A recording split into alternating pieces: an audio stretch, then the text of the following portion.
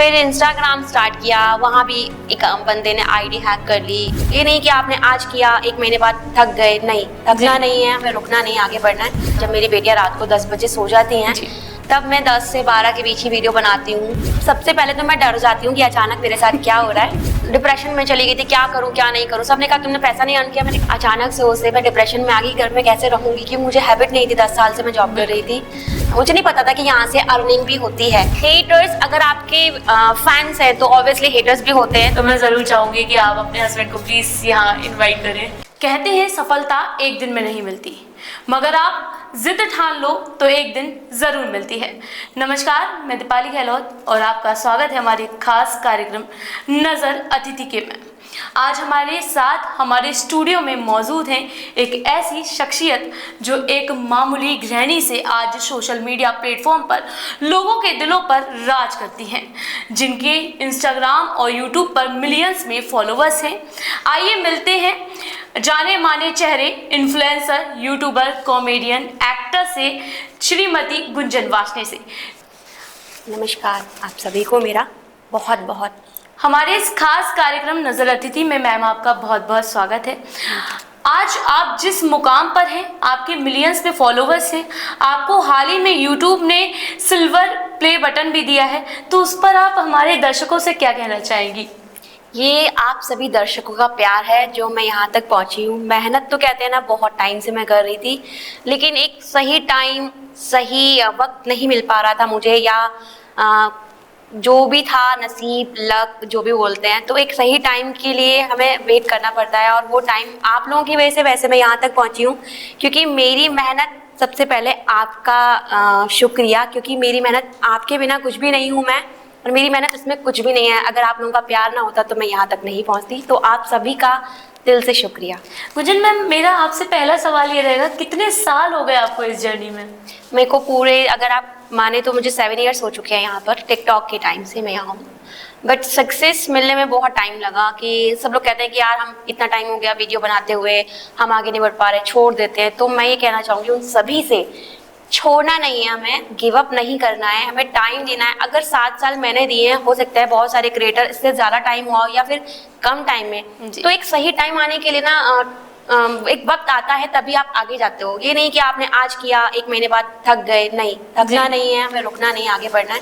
तो 7 ईयर्स मुझे भी यहाँ तक लगे। घर के काम होते तमाम महिलाओं को, आप गृहिणी हैं, आप घर संभालती हैं, कैसे आप घर के साथ साथ इन सारी चीज़ों के लिए समय निकाल पाती हैं?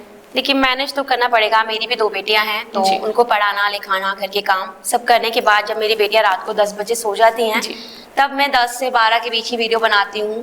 कभी कभी ऐसा होता है बच्चे नहीं भी सोते हैं, तो बीच बीच में एक छोटे वाले को समझाना कि आप शोर ना करना, बहुत कुछ मैनेज करना पड़ता है। लेकिन जब मुझे आगे बढ़ना है, कुछ करना है अपने बच्चों के लिए, अपनी बच्चियों के लिए, तो ऑब्वियसली मुझे ये सब करना पड़ेगा और हमें मैनेज करना पड़ता है। हम हाउस वाइफ है ना। बिल्कुल, हाउस वाइफ को मैनेज करना पड़ता है, ये बात भी सही है। देखा जाए तो आप बाहर जाते होंगे जब शॉपिंग पर या मॉल में कुछ खाने पीने, तो आप किस तरीके से देखती हैं, लोग आपको पहचान पाते हैं या नहीं? देखिए, मैं ये बोलना चाहूँगी कि पहचान तो बनाई है, यहाँ तक पहुँचने में बहुत मेहनत लगी। बट हाँ, जब भी लोग मुझे पहचानते हैं, मतलब मुझे ना अंदर से इतनी खुशी होती है। सबसे पहले तो मैं डर जाती हूँ कि अचानक मेरे साथ क्या हो रहा है। एक बार की बात बताती हूँ, हम लोग मसूरी गए थे। मसूरी में एक मसूरी ट्रिप था हमारा। मुझे नहीं लगा था कि मुझे वहां तक लोग जानते हैं। 5-6 लड़कियां घेरा बना के उन्होंने खड़ा किया। तो मैंने सोचा था कि क्या करूं, मतलब मेरे हाथ ऐसे कांप रहे थे, मैं क्या करूं। उन्होंने कहा मैम हम आपका वीडियोस देखते हैं, हम आपके बहुत बड़े, मेरा फर्स्ट टाइम था वहाँ। तो मेरे फैंस थे और मुझे लगा कि मैं पता नहीं कहाँ हूँ, मतलब घबरा गई। मुझे वो मोमेंट कैप्चर करना था, लेकिन इतनी घबराहट में ना मेरे हाथ से फोन, मैं हस्बैंड को भी नहीं बोल पाई। मैंने उनको थैंक यू बोला, हाय हेलो किया और सबको बोला थैंक यू। बट वो जो मोमेंट कैप्चर करना था ना, तो पहली बार मेरे साथ ऐसा ही हुआ कि मैं नहीं कर पाई। बट मुझे बहुत खुशी हुई कि मैं वहां तक, मुझे लोग जानते हैं कि मैम हम आपके वीडियोस देखते हैं, बहुत बड़े फैन हैं आपके। तो मैम पिक क्लिक कराए उन लोगों ने, बट हाँ वो मोमेंट मेरे से कैप्चर नहीं हो पाया। अच्छा, बट बहुत खुशी होती है। मैं आपसे पर्सनल क्वेश्चन जानना चाहूँगी कि जब आपने ये जर्नी शुरू की, 7 साल हो गए आपको इस जर्नी में, तो फैमिली का रिएक्शन कैसा था? फैमिली ने, क्योंकि आप मैरिड हैं, तो फैमिली ने कैसे रिएक्ट किया, या आप शादी से पहले ये बनाती थी? नहीं, शादी से पहले मेरा ये सब नहीं था, बिल्कुल इंटरेस्ट नहीं था। शादी से पहले मैं टीचर थी, मतलब टीचिंग करती थी। ओके। बट मुझे नहीं लगा था मैं इस लाइन में कभी जाऊंगी। शादी के बाद जब मुझे जॉब छोड़ना पड़ा जी। बेबी होने के बाद, मतलब बेबी कंसीव करने के बाद डॉक्टर ने स्ट्रिक्टली बोला कि आपको बेड रेस्ट करना पड़ेगा। अब जो इंसान रेगुलर जॉब पे रहा हो, अचानक से उसे मैं डिप्रेशन में आ गई, घर में कैसे रहूंगी, क्योंकि मुझे हैबिट नहीं थी, 10 साल से मैं जॉब कर रही थी। बट अचानक अब बेबी भी चाहिए था और कंप्रोमाइज़ भी करना था जॉब से, तो जॉब छोड़नी पड़ी। मैं घर बैठी बहुत सोच रही थी क्या करूँ क्या करूँ। फिर जब टिकटॉक ही आया था, मैंने टिकटॉक डाउनलोड किया और मुझे किसी ने सजेस्ट किया था, नाम भी मुझे याद नहीं है, कि मैम आप टिकटॉक डाउनलोड करो, थोड़ा माइंड डाइवर्ट होगा, कुछ करो। पर मुझे नहीं लगा था मेरे अंदर इतना कुछ है, मैं कुछ कर पाऊंगी। टैलेंट तो खैर आप लोगों की पहचान है दी, मैं नहीं बोलती कि मेरे पास टैलेंट है, बट हाँ मुझे नहीं लगा था मैं ये सब भी कर सकती हूँ। छोटे छोटे क्लिप्स बनाने शुरू किए, बेबी के साथ, हस्बैंड के साथ, सबको पसंद आने लगा। टिकटॉक पे 1.3 मिलियन का सफ़र भी मैंने कंप्लीट किया जी। बट मुझे नहीं पता था वहाँ से भी अर्निंग होती है। सच बताऊँ, मैंने आज तक सोशल मीडिया से अब जाकर मैंने अर्निंग स्टार्ट की, तब से मैंने कुछ नहीं किया। मुझे नहीं पता था कि यहाँ से अर्निंग भी होती है। आपको फेम मिलना बेसिकली किस पॉइंट पर आकर शुरू हुआ?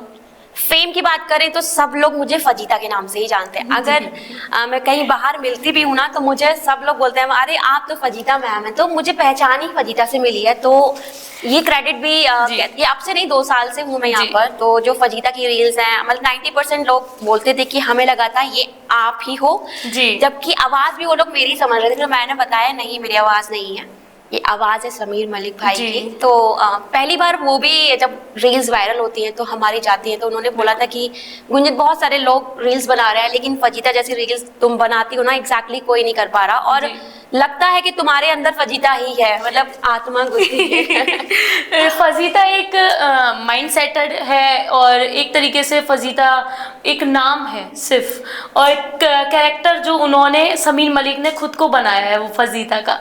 और देखा जाए आप ज़्यादातर फजीता के वीडियोस ही बनाती हैं। फजीता कैरेक्टर इतना ज़्यादा मुझे पसंद है क्योंकि सबसे पहले वो हम हाउसवाइफ, हम औरतों के मुद्दों को उठाता है। बिल्कुल। हम औरतों को टच करता है, और लेडीज इसीलिए कनेक्ट होती हैं इस कंटेंट से क्योंकि हमारी जो बहुत सारी हाउसवाइफ नहीं बोल पाती अपने दिल की बात अपने इन लॉ से बाहर, ये वो हम डायरेक्टली नहीं बोलते, इनडायरेक्टली वो हम समाज को एक मैसेज देते हैं अपने कॉमेडी वे में, ताकि सामने वालों को बुरा भी ना लगे और समझ में आए कि हम कुछ हाउसवाइफ के साथ ऐसा होता है। हाल ही में आपने एक नंद वाली कोई रील डाली थी जिस पर मैंने एक कमेंट पढ़ा था, उस पर कमेंट आया था कि क्या घरों में कलेश करा के मानोगी। तो ऐसे हेट्स जो कमेंट्स आते हैं उसको किस तरीके से लेती हैं? देखिए, हेटर्स अगर आपके फैंस हैं तो ऑब्वियसली हेटर्स भी होते हैं, तो ऐसा नहीं है कि हमें बुरा लगेगा क्योंकि हमारा काम ये, अगर हम ऐसा बुरा मान के बैठेंगे तो हम आगे काम नहीं कर पाएंगे। तो वो उसको भी अगर आप पॉजिटिव वे में लेना तो कोई बात नहीं, ये कॉमेडी वे था, शायद आपको पसंद नहीं आया, लेकिन जिनको पसंद आ रहा है हम उनके लिए भी है। बट हेटर्स को भी दिल से शुक्रिया क्योंकि कहीं ना कहीं वो भी हमें आगे लेके जाते हैं। बिल्कुल। इतनी लंबी जो आपकी जर्नी रही है उसमें आपके हस्बैंड का जो किरदार रहा है, अब वो आपके साथ वीडियोस भी बनाते हैं, बच्चे भी आपके साथ वीडियोस बनाते हैं, तो आपके हस्बैंड का जो किरदार रहा है और किस तरीके से उन्होंने आपको सपोर्ट किया है, वो आपके लिए कितना इम्पोर्टेंट है? देखिए, मैं सच बताऊं तो आज मैं जो भी हूं अपने हस्बैंड के बेस पर ही हूं और हस्बैंड की वजह से ही हूं। अगर मेरे हस्बैंड नहीं होते तो मैं यहाँ भी नहीं होती, शायद मुझे लगता है मेरी लाइफ ही खत्म हो गई थी, मैं ही खत्म हो जाती। मेरे हस्बैंड ने मुझे जब मैंने घर छोड़ा था पहली बार, तो मुझे नहीं पता था मैं कहाँ जाऊँगी।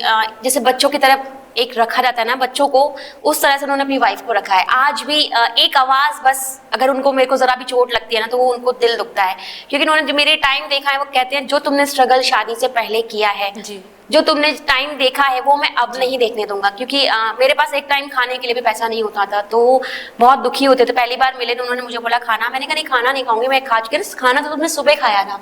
मैंने कहा मैं एक ही टाइम खाना खाती हूँ, इतने पैसे मेरे पास नहीं हो पाते। 3000 मेरी सैलरी थी जब मैं गुड़गांव आई थी। कैसी, मतलब ये लव स्टोरी है या? हाँ, ये लव स्टोरी ही है एक्चुअली। मैं एक कंपनी में जॉब करती थी, कंपनी का नाम नहीं बताऊंगी। तो जिससे बीपीओज होते हैं उसमें जॉब थी, और बीपीओज को लोग गंदे तरीके से देखते हैं, बट मुझे नहीं लगता बीपीओ में जॉब करना कोई गलत है। बिल्कुल गलत है, क्योंकि आप भी किसी कस्टमर के, अगर आप किसी सेल फोन को यूज कर रहे हो, घर में कोई प्रोडक्ट यूज कर रहे हो, तो ऑब्वियसली आप कस्टमर केयर पे बात करोगे ना। तो वो कस्टमर केयर को हैंडल करते थे हम ही लोग करते थे। तो मैंने कंपनीज में काम किया, तो वहाँ से जब मेरा अकाउंट ओपन नहीं हो रहा था, पहली बार मैं गुड़गांव आई, और अकाउंट ओपन ना होने का रीज़न था कि आपका कोई फैमिली बैकग्राउंड नहीं है, आपके पास कोई आईडी प्रूफ नहीं है। बहुत प्रॉब्लम आई। मेरी एचआर मतलब मेरे पेरेंट्स नहीं हैं, तो मेरे पेरेंट्स की जगह जो मेरे को सपोर्ट किया ना, मेरे को वहाँ के एचआर कंपनी और एम्प्लॉयज़ ने किया। कह रहे हम हैं यहाँ पर और इसका अकाउंट ओपन होगा, किसने मना किया? तो ये बैंक में थे, अकाउंट ओपन करने आए थे और उन्होंने अपना लाइफ टाइम अकाउंट खोल लिया मेरे साथ। बोले कि अकाउंट भी खुलेगा, टेंशन मत लो। एचआर ने एक लेटर बना के दिया कि हम इसका अकाउंट खुलवाएंगे, आप टेंशन मत लो। तो मुझे जो सपोर्ट कहते हैं ना मायका या घर वाले नहीं दे पाए, वो मुझे मेरे फ्रेंड, एम्प्लॉय और हस्बैंड का तो मेन रोल है, मतलब उनके बिना मैं कुछ नहीं। आपने अभी अपने माता पिता का जिक्र किया, तो मैं उनसे रिलेटेड एक क्वेश्चन पूछना चाहूँगी, थोड़ा बहुत इमोशनल भी हो सकता है शायद ये। तो क्या कुछ रहा उनका इस दुनिया से जाने का, क्या सीन था? पापा तो मेरे बहुत छोटे थे, बहुत ज़्यादा छोटी थी मैं, तो अटैक हुआ था, हार्ट अटैक। पापा को बीपी का भी प्रॉब्लम था और कोलेस्ट्रॉल भी बहुत ज़्यादा था, लेकिन उस टाइम पर लोग इतना सीरियस इस चीज़ को नहीं लेते थे, घर में रोकते थे, लेकिन पापा बाहर जाके खा लेते थे। तो हम बहुत छोटे थे जब पापा की डेथ हुई थी। उसके बाद घर में जैसे शादी